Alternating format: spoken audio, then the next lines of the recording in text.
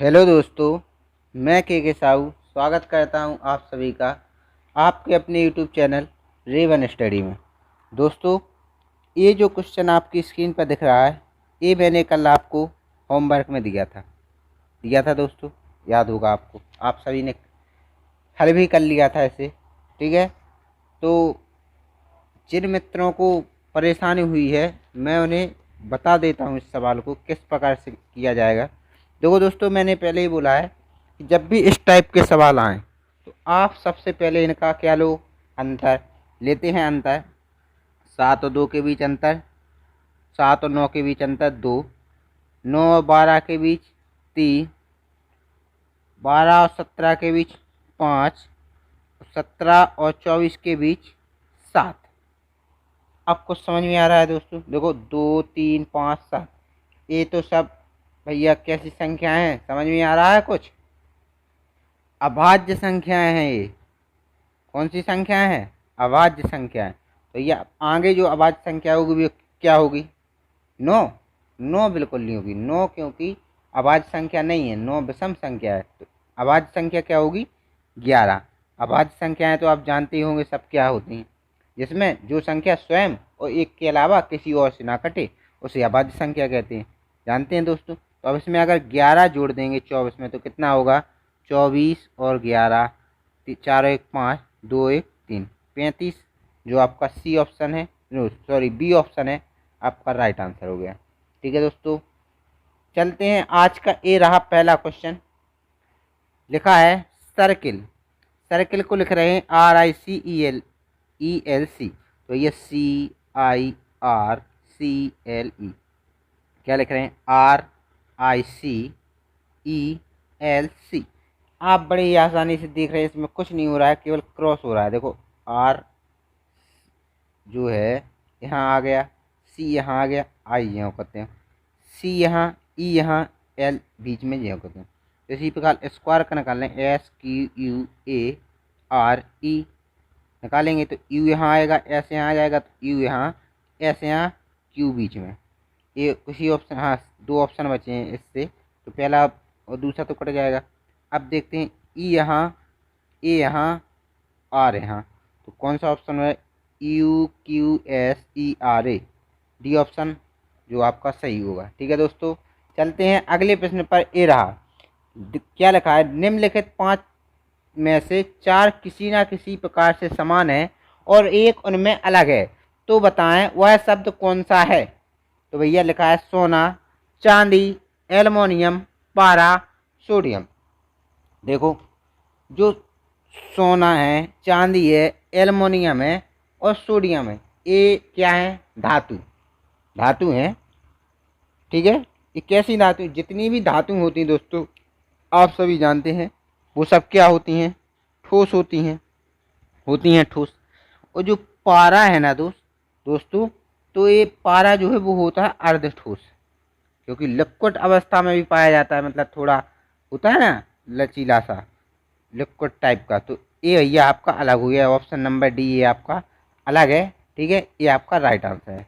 चलते हैं अगले प्रश्न पर। ए रहा, लिखा है एक आदमी एक स्थान से चलना शुरू करता है और दक्षिण दिशा में 9 किलोमीटर जाता है। ये एक बिंदु ए है, मान लो ए है, यहाँ से वो दक्षिण दिशा में चलता है कितना?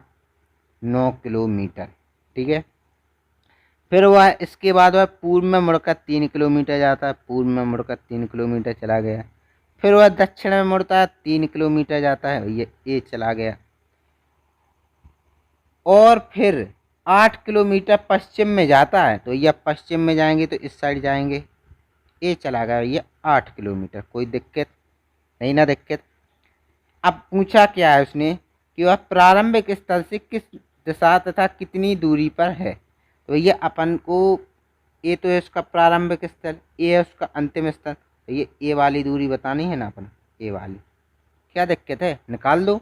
देखो दोस्तों, कैसे निकालेंगे? सबसे पहले इसको यहाँ पर ऐसे कर लूँ, तो देखो यहाँ पर जो कोण बनेगा वो 90 का हो गया ना। तो देखो ए जब इतनी दूरी कितनी है? 9, और ए वाली दूरी 3 है, तो ए वाली भी कितनी होगी? 3 होगी ना। तो 9 3 टोटल कितनी हो गई दोस्तों? 12। ठीक है, अब ए पूरी थी 8, अब जो ऊपर वाली इतनी 3 है तो नीचे वाली भी तो इतनी कितनी होगी, कितनी होगी दोस्तों, 3 ही होगी। तो ये 3 ही है, टोटल 8 थी तो एक कितनी बची यहाँ पर, 5। आ गया समझ में, 5 बची। तो ये अब लगा दो A12 A5 तो ए कितनी, 13। ये होता है ट्रिपलेट चलता है इसमें पाइथागोरस में। जिनको नहीं आया मैं बता देता हूँ, कर्ण स्क्वायर बराबर होता है, कैसे आया ये बता देता हूँ, लंब स्क्वायर प्लस आधार स्क्वायर। तो ये लंब मतलब जो अपना आधार हो गया 5, तो 5 का स्क्वायर प्लस 12 का स्क्वायर, ये लंब है। दोनों इसको ये 25, इसका 144, दोनों को जोड़ देंगे तो होगा 169। इस पर रूट चढ़ा देंगे तो कितना निकलेगा, 13। 13 कौन से ऑप्शन में है, डी ऑप्शन आपका सही हो जाएगा। ठीक है दोस्तों, चलते हैं अगले प्रश्न पर। ये रहा, लिखा है मतलब आगे कौन सी संख्या आएगी।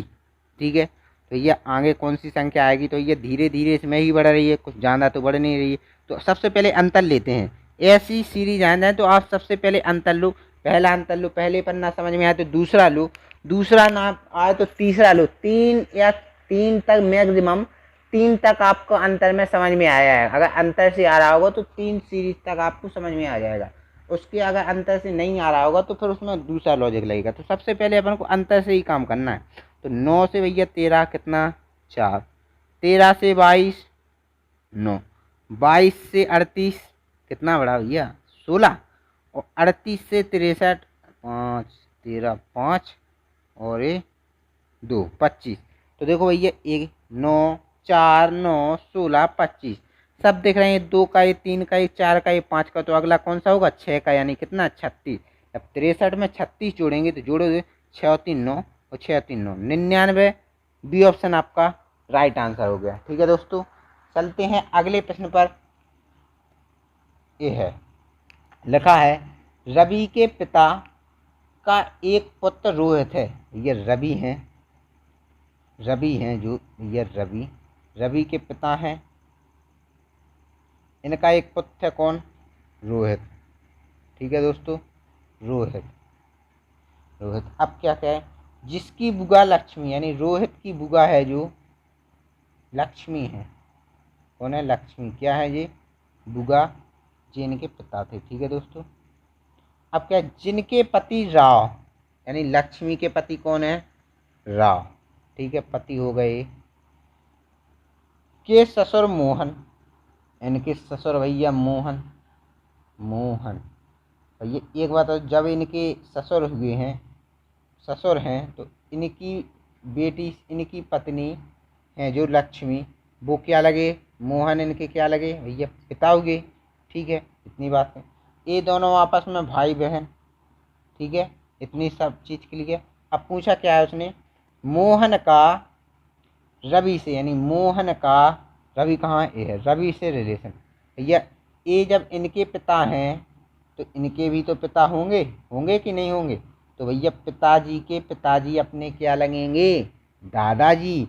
दादाजी कौन से ऑप्शन में है, बी ऑप्शन में है, जो आपका सही उत्तर होगा। ठीक है दोस्तों, अच्छी तरह से समझ गए आप। चलते हैं अगले प्रश्न पर। ये रहा, लिखा है 5 विद्यार्थी एक पंक्ति में बैठे हैं। ठीक है भैया, बैठे हैं तो बैठने दो, क्या दिक्कत है। टी जेड के दाहिनी ओर है, ये टी भैया हैं जो, वो जेड के दाहिनी ओर है। तो जेड कहाँ बैठे होंगे भैया, यहाँ पर, क्योंकि टी जेड के दाहिनी ओर है। अब क्या है आगे, एम जेड के बाईं ओर है भैया, एम है जो जेड के बाईं ओर। एम भैया ऐसे मुख करके बैठे हैं, उत्तर दिशा में। ठीक है, उत्तरी दिशा में बैठते हैं अधिकतर। तो एम जेड के बाईं ओर है, तो भैया किस साइड होंगे भैया, एम इस साइड होंगे। ठीक है दोस्तों, अब क्या कह रहा है, परंतु एल के दाहिनी ओर, जो एम भैया हैं वो एल के दाहिनी ओर हैं। ठीक है भैया, ये हो गए। टी क्यू के बाईं ओर है, ये टी है जो क्यू के बाईं ओर है, तो ये क्यू यहाँ बैठ गए। तो ये बाईं ओर से प्रथम स्थान पर कौन बैठा है, बाईं ओर से प्रथम स्थान पर कौन बैठा है, ये बायां इस साइड से स्टार्ट होता है और दायां इस साइड से स्टार्ट होता है। बाईं ओर प्रथम स्थान पर कौन है, एल। डी ऑप्शन आपका राइट आंसर है, जो डी ऑप्शन में दिया गया है। ठीक है दोस्तों, चलते हैं अगले प्रश्न पर। ए रहा, लिखा है किसी घड़ी का दर्पण प्रतिबिंब देखने पर उसमें 11:20 का दिखाई देता है, तो घड़ी में वास्तविक समय कितना है? भैया घड़ी में वास्तव में समय बताना है तो हम पहले ही बता चुके हैं आप सभी को। अगर दर्पण की बात हो, दर्पण की, तो कितने में से घटाते हैं दोस्तों? मैं पहले ही बता चुका हूँ आपको, 11:60 में से। ठीक है दोस्तों, 11:60 में से घटाते हैं। 11:60 में से घटा दो ना, इसको क्या दिक्कत है? 11:60 में से 11:20 घटा देंगे, कितना बचेगा? देखो यहाँ पर 40, यानी 40 बचा है। अब 40 तो बचता नहीं है, ये 40 किसका बजा है? मिनट का बजा है। तो ये मिनट का 40 बजा है। तो आप देखते हैं, अगर जो घड़ियाँ होती हैं एनालॉजी वाली, उसमें 12:40 तो लिखा नहीं रहता है कि लिखा रहता है। जैसे अगर 40 लिखा होता है तो उसको क्या 12 के बाद का समय माना जाएगा? वो समय क्या होगा? 40 इसी में तो आगे ऐड होंगे, क्योंकि 11:60 से घटा रहे हैं तो 11:60 के बाद जो भी समय आएगा भैया 12 से हो गया। मिनट 40 जो है शेष किसका है ना? तो ये ऑप्शन आपका कौन सा हो गया? सी ऑप्शन आपका करेक्ट आंसर होगा। ठीक है दोस्तों, चलते हैं अगले प्रश्न पर। लिखा है आज मंगलवार है, ये आज मंगलवार है। ठीक है भैया, मंगलवार, सॉरी मंगलवार लग गया, मंगलवार है। तो आज से 62 दिन बाद कौन सा दिन होगा? ये आज से 62 दिन बाद कौन सा दिन होगा? तो 62 में अगर अपन 7 का भाग देंगे, देते हैं भाग, 7 8 56, कितना बचा? 6। जो शेष बचता है वो इसमें जोड़ देंगे, मंगलवार में जोड़ देंगे। तो मंगलवार का कोड होता है कितना? 2 होता है। 2 और 6 जोड़ेंगे कितना होगा? 8। 8 में फिर से भाग दे देंगे 7 का, तो कितना बचेगा? 1 शेष। और पहला दिन यानी सोमवार आपका राइट आंसर हो गया। बेसिक से भी लगा लो, थोड़ा इसमें कुछ ज़्यादा सोचने की। अगर आज मंगलवार है दोस्तों, तो भैया जो 7 दिन बाद दिन वही दिन आ जाता है। अगर हम इसमें भाग देते हैं तो 6 शेष बच रहा है, आपने देखा अभी। अगर क्यों ना हम अगर इसको अगर 63 बना लें, एक ज़्यादा लिख लें, तो कोई दिक्कत? एक ज़्यादा लिख लिया तो अपन एक वहाँ पर कम कर देंगे कि नहीं? अगर 7 का भाग देंगे तो पूरा पूरा कट जाएगा, 0 दिन। यानी आज से 63वें दिन बाद भी क्या होगा? मंगलवार। अब दोस्तों ये बताओ, अपन ने एक बढ़ के लिखा था, तो अब अगर एक बढ़ कर लिखा था तो एक कम तो कर सकते हैं। बिल्कुल एक कम करेंगे, तो इसके पहले वाला तो दिन होगा, क्या होगा? सोमवार होगा। कोई दिक्कत? सी ऑप्शन आपका राइट आंसर।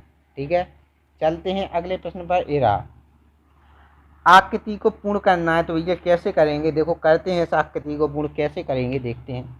देखो सबसे पहले तो इसको अपन मिला लेंगे, ये वर्ग बना लिया, इस वृत्त को पूरा करेंगे।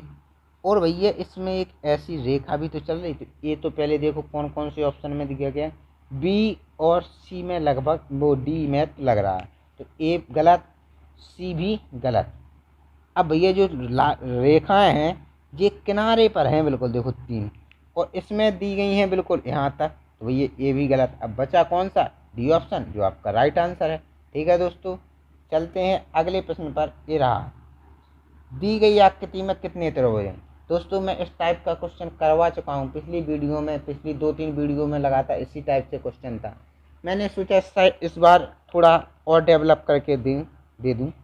तो देखो कैसे करेंगे इसको। मैंने त्रिभुज गिनना आपको बताया दिया। जब भी अगर ऐसी रेखाएं हैं तो सबसे पहले नंबर डाल लो। तो डालते हैं इसमें नंबर, देखो 1 2 3 4 5 6 7।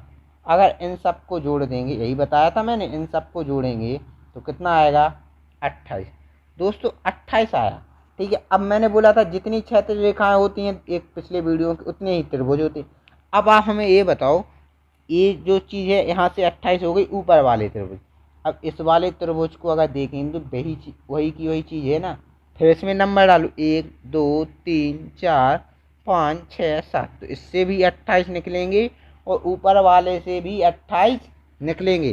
तीनों को जोड़ लो, कितना होगा? 28 28 दूनी 56 और 28 3 84। जो आपका सी ऑप्शन दिया गया ये आपका राइट आंसर हो गया।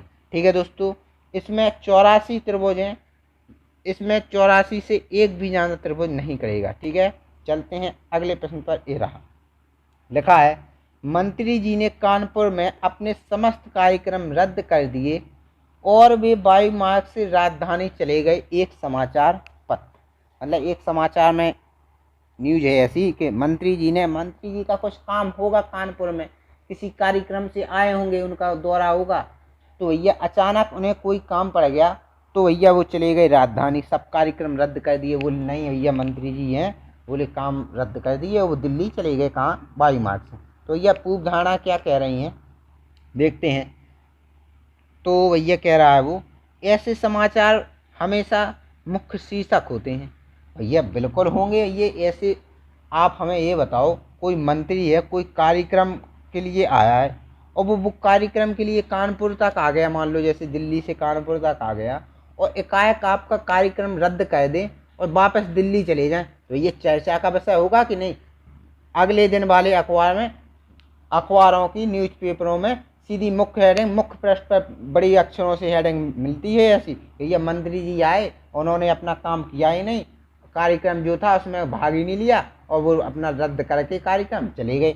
भैया ये बात तो बिल्कुल वो सही कह रहा है, तो बिल्कुल भैया पहला बिल्कुल सही हो जाएगा। अब दूसरा क्या कह रहा है, कानपुर और राजधानी के बीच वायु संपर्क है। बिल्कुल है भैया, कथन में की गई है ये बात कि भैया वे जो मंत्री जी हैं वायु मार्ग से राजधानी चले गए। भैया जब कानपुर और राजधानी के बीच वायु संपर्क होगा जभी तो वे वायु मार्ग से गए हैं कि नहीं? तो दूसरा भी बिल्कुल सही हो गया। तो आंसर कौन सा, डी ऑप्शन। दोनों पूर्व धारणाएं 1 और 2 सन्निहित हैं। चलते हैं अगले प्रश्न पर। ये रहा असमानता से क्वेश्चन, इनइक्वालिटी से, इसको जोड़ के हल करें या बिना जोड़ें कोई फर्क नहीं पड़ता है, आप जैसा कहें वैसा कर देंगे, आप कमेंट में कर बता देना। मैं जोड़ कर बता देता हूँ, मैंने 1-2 लोगों का कमेंट आया था, बोले जोड़ कर कराया करें सर आप। तो देखो ये लिखा है, ए बड़ा है बी से, बी बराबर है सी के, और सी बड़ा और छोटा है बी के। अब भैया यहाँ से जो है वो अलग कथन है, एक कथन ए है, एक कथन ए है, तो ये इसको जोड़ते कैसे हैं? देखो इसमें डी कॉमन है, देखो डी और डी दोनों कथन में कॉमन है, तो डी डी ही एक ऐसा पॉइंट है जहाँ से अपन जोड़ सकते हैं। तो डी बराबर क्या है, एच, कोई दिक्कत, और एच बड़ा है किससे, और बड़ा और बराबर है किससे, एच से, कोई दिक्कत, ठीक है। अब क्या है, भी बड़ा और बराबर है किससे दोस्तों, जी से, तो ये ऐसे बना दो इसको, ऐसे। देखो ए जुड़ गई, आराम से बन गया, कोई दिक्कत नहीं हुई। अब देखते हैं इसके आंसर क्या कह रहा है वो, सी बड़ा और बराबर है डी के। देखो सी से डी पर जाया जा सकता है, बिल्कुल जाया जा सकता है, सी से डी पर आसानी से पहुंच गए, यही चिन्ह प्रयोग होगा, क्योंकि ये मंत्री वाला चिन्ह है तो यही प्रयोग किया जाएगा, ठीक है। जब भी किन्हीं 2 बिंदुओं पर जाएंगे या किसी एक अक्षर से दूसरे अक्षर पर जाएंगे, तो ये मैं पहले ही बता चुका हूँ, ए वाले जो चिन्ह हैं, ए हैं भैया तुम्हारे, ए वाले चिन्ह है राजा, ए वाले चिन्ह है मंत्री, ए वाले हैं प्रजा। तो ये इन सब में बड़ा कौन सा होता है, राजा। लेकिन वैकल्पिक निष्कर्ष जो कह रहा है वो उसमें फॉलो होना चाहिए कि भैया इन जिससे अगर सी से डी पर आ रहे हैं तो केवल मंत्री वाले चिन्ह का प्रयोग हुआ है, तो मंत्री वाले का ही अगर प्रयोग करेंगे, ठीक है। अब दूसरा देखते हैं क्या कह रहा है कि ए से जाएंगे एच पर, यानी ए बड़ा है एस से, तो ए से बी पर आसानी से आ गए, बिल्कुल आ जाएंगे। बी से सी से भी आसानी से चले जाएंगे क्योंकि बी और सी बराबर हैं, तो कोई दिक्कत नहीं होनी चाहिए। और सी से डी पर भी आराम से चले जाएंगे क्योंकि मुंह खुला है तो आराम से निकल जाएंगे। डी से एच पर भी आराम से चले जाएंगे क्योंकि डी और एच बराबर है। अब देखो तुम यहाँ तक देखो कौन कौन से चिन्ह का प्रयोग हुआ है, ए इसका, इसका, इसका, इसका, तो ये इनमें जो प्रधान होगा वो को होगा, राजा। राजा सबसे, देखो राजा ये है, मंत्री ये है और प्रजा है, तो इन सब में बड़ा कौन, राजा। इसी वाले चिन्ह का प्रयोग यहाँ किया गया, तो ए वाला भी सही हो गया, ठीक है। तीसरा देखते हैं, बी बड़ा और बराबर है जी से, तो बी से जी पर जाना है, तो जी कहाँ है दोस्तों, सॉरी यहाँ जी बनाना था, नहीं, हाँ, तो चलते हैं। तो बी से जी पर, बी से सी पर आसानी से, सी से डी पर आसानी से, डी से एच तक आसानी से, और एच से जी पर भी आसानी से। अब देखो बी से लेकर जी तक कौन कौन से चिन्हों का प्रयोग, प्रजा मंत्री, प्रजा मंत्री, तो ये प्रजा मंत्री में किसकी चलेगी, मंत्री की, तो वही चिन्ह इसमें दिया गया, तो ये भी सही हो गए। अब चलना है भी से सी पर, तो ये भी से जी पर आ जाएंगे, बिल्कुल आ जाएंगे। लेकिन यहाँ से आगे नहीं बढ़ पाएंगे क्योंकि यहाँ पर रास्ता ही बंद कर दिया। ऐसा अपोजिट अगर चिन्ह बन जाए तो जी से एच पर बिल्कुल नहीं जा सकते क्योंकि रास्ता बंद, आगे जा ही नहीं सकते हैं आप। ठीक है, तो चौथा वाला गलत। तो कौन सा सही हो गया? सी ऑप्शन, पहला दूसरा तीसरा सही हो गया। ठीक है, चलते हैं अगले प्रश्न पर। ए रहा, लिखा है 39 विद्यार्थियों की एक कक्षा में सुरेश अशोक से 7 रैंक आगे है। यदि अशोक अंत से 17वीं रैंक है, अशोक भैया हैं, ये हैं अशोक, अशोक अंत से 17वें नंबर पर है और पहली लाइन कहा गया है कि सुरेश अशोक से 7 रैंक आगे है।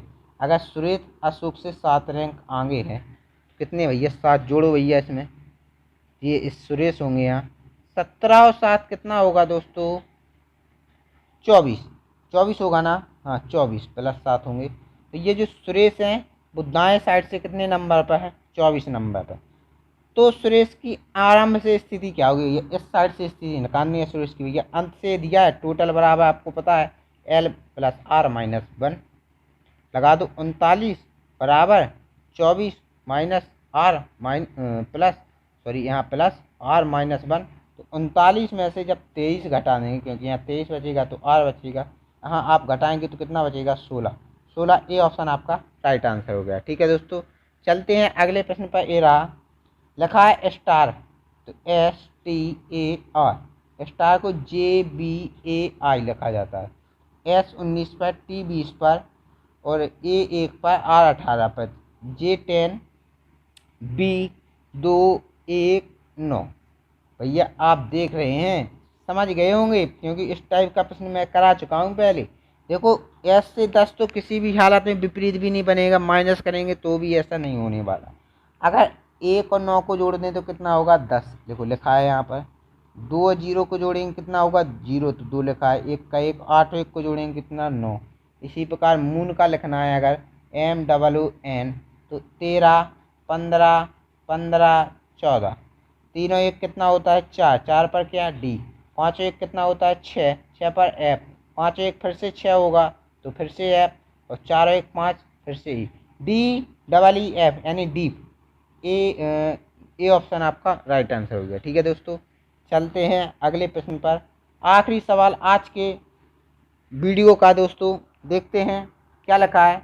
ये पाई चार्ट है जो मैंने दिया गया था पहले ही, पिछले 2-3 प्रश्न बचे थे इसके डाल दिए।